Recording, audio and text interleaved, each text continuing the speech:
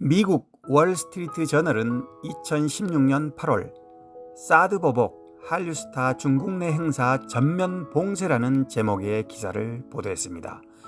기사는 중국의 반대에도 한반도에 사드를 배치하기로 한 결정 때문에 한국의 주요 수출품인 한류가 중국 당국의 보복 타깃이 되고 한류스타가 참가할 예정인 행사에 대해 취소 압박이 가해지고 있다고 전했는데요.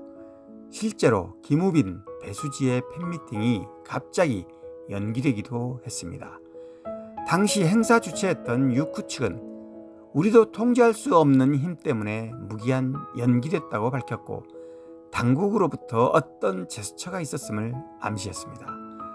물론 그때만 해도 다들 대수롭지 않게 생각했습니다. 정치 외교적 이해관계에 의한 일시적 조치 정도로 생각했기 때문이죠. 한류 콘텐츠의 막강 파워를 자랑하던 중국에서의 한류 흐름은 이후 동맥경화처럼 막혔습니다. 무려 9년의 세월이 흘렀습니다. 대중문화 콘텐츠는 수요 공급 원칙이 더 민감하고 철저합니다. 중국 내 수요가 폭발하면서 초대형 콘텐츠 제작에 활력을 얻었고 직전까지만 해도 중국 내 투자는 번물을 이뤘습니다. 그런 만큼 장기간에 걸친 한류 콘텐츠 봉쇄는 국내 엔터 산업계에 더 큰 치명타를 안겼습니다. 공급 무대가 인위적으로 사라지고 기간 또한 10년 가까이 길어지면서 이미 완성된 세계적 한류 위상마저 위축되는 악순환이 반복됐습니다. 한 가지 특기할 만한 것은 이른바 한한령 또는 금한령으로 불린 이 압박 조치는 중국 정부가 공식적으로는 한 번도 이를 인정한 적이 없다는 점입니다.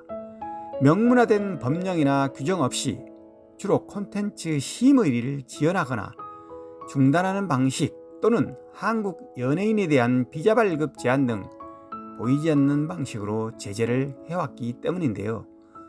정치적 상황 변화에 따라 언제든 강도를 조절하고 완화할 수 있는 중국식 컨트롤이라고 할 수 있습니다.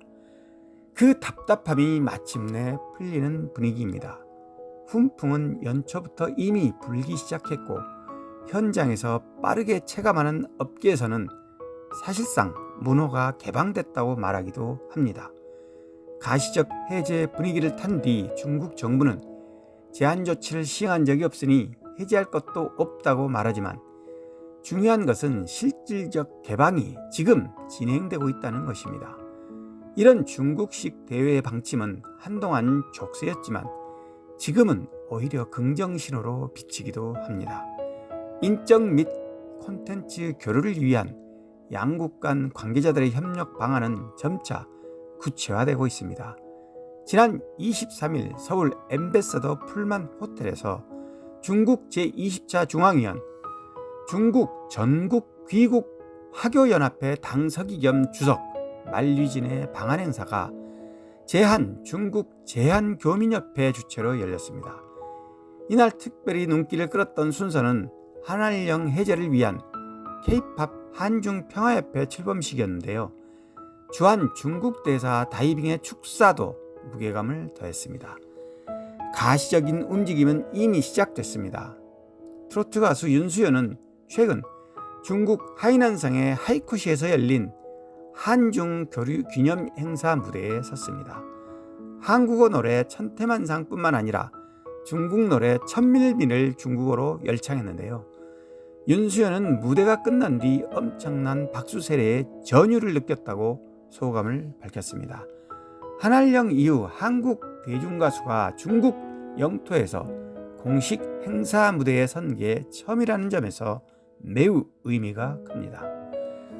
가요단체 연예제작자협회가 주관하는 드림 콘서트는 오는 9월 중국 하이난성에서 처음 펼쳐집니다. 국내 빅4 기획사 소속 특급 아이돌 그룹 가수들이 대거 출연을 약속한 초대형 무대인데요. 날짜와 장소, 시간 등 현재 중국 측 파트너와 세부안을 마련 중인 것으로 알려졌습니다. 무슨 일이든 교류가 활성화되려면 첫 물꼬가 중요합니다.